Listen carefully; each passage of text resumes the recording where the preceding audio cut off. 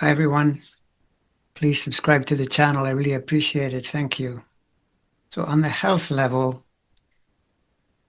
now we see what has been talked about quite a few times in the past about these cycles that are extremely threatening. And to first explain, the key angle here is known in astrology as a quincunx, also as an inconjunct.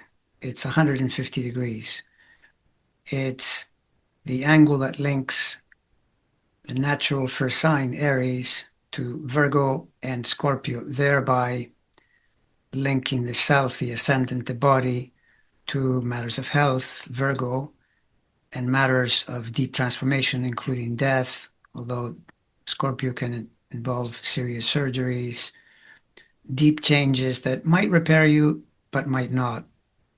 To make a long story short, I've seen this particular angle over and over and over reflect this kind of action. It will, of course, become more and more dangerous as a person ages. So when you're approaching 80, a 150 is far more threatening than it would be in prior ages, during which it can simply manifest as maladjustments, a sense of unease, having to constantly correct things and go on tangents. And so in the event that the person's health doesn't break down, then you would see that at a minimum. It's not a good angle to be transiting through, but otherwise it is very threatening, and even more so when there's more than one happening at the same time, meaning more than one planet doing the same thing. And so what is happening here is that, from picking up from the previous video where I said Mars is doing its thing, so that from mid-August into the 25th or so, it's challenging and there's pushback and there's more anger and there's more irritation, etc.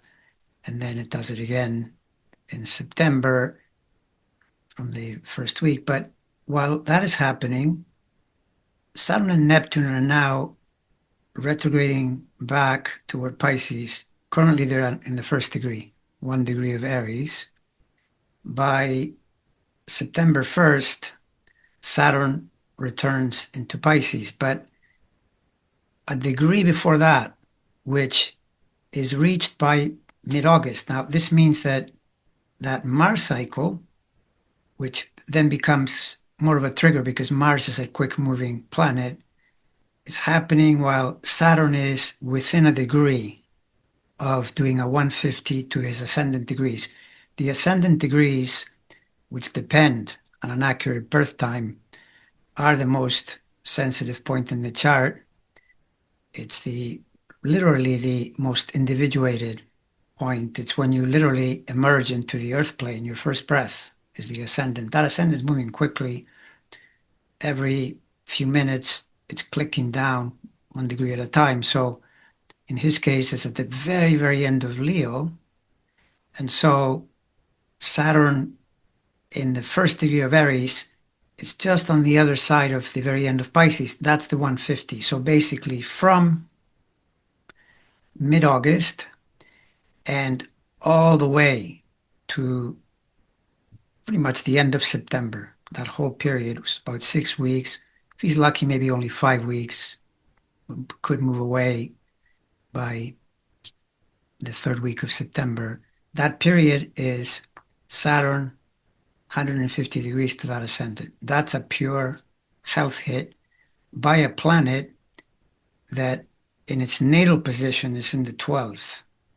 The 12th is, primordial health house. It's the place of hospitals. It's where you don't just get sick, you can get really sick.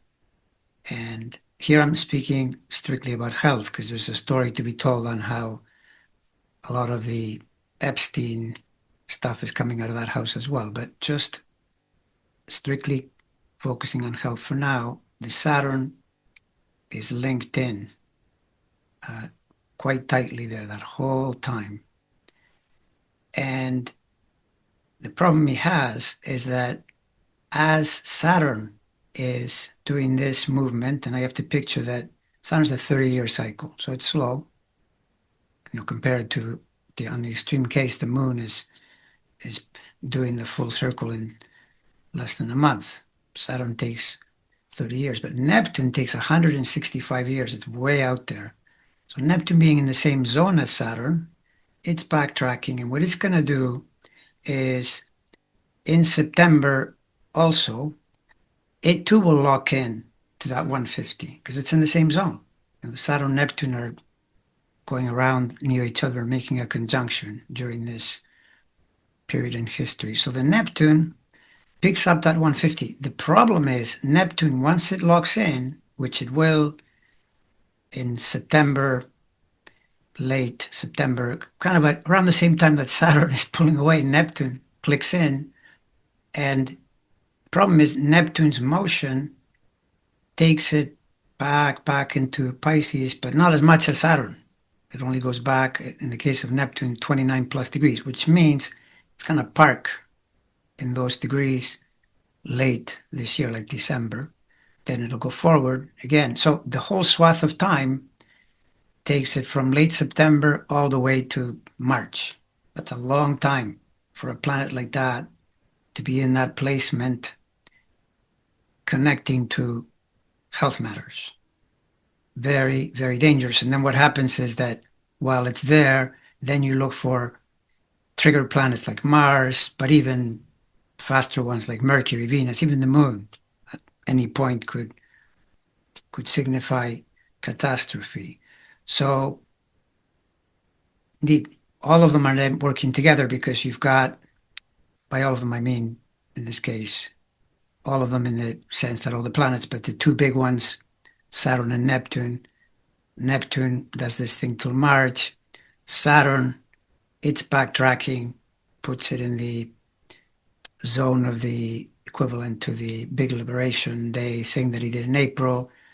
That will bring those themes in, the accountability, payback around economic matters, but it's also linked to health at the same time. And it too is doing the same thing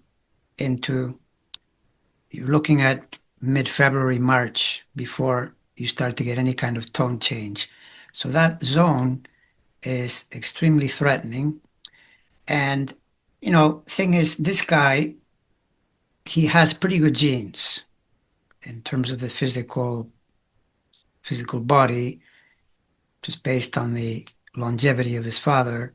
Although we also know that his father did suffer from Alzheimer's in the late years of his life, and there's a pretty obvious neural decline in the president's case as well.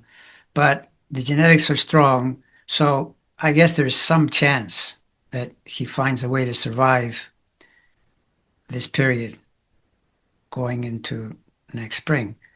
But if that worries you, don't let it worry you, because then Saturn in Aries, where it then heads in, Neptune in Aries, the two of them go in to Aries, and then permanently, there's no return to Pisces anymore. Once we get into February, March of 2026, they're going to be in Aries.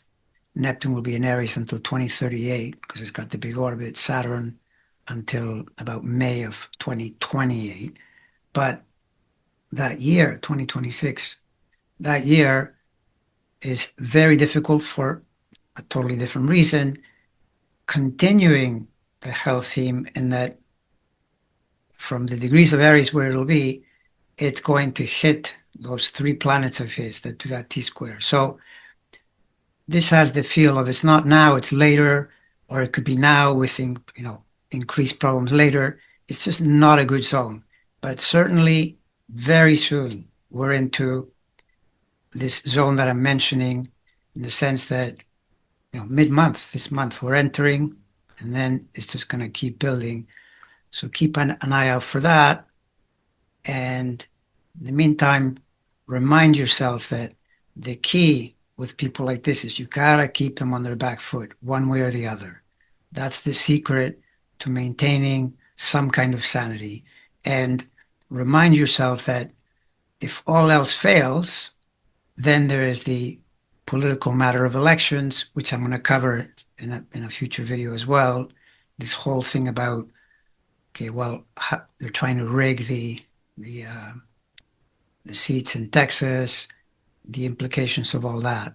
But in the near term, his problem is much more related to this health matter that he has to deal with.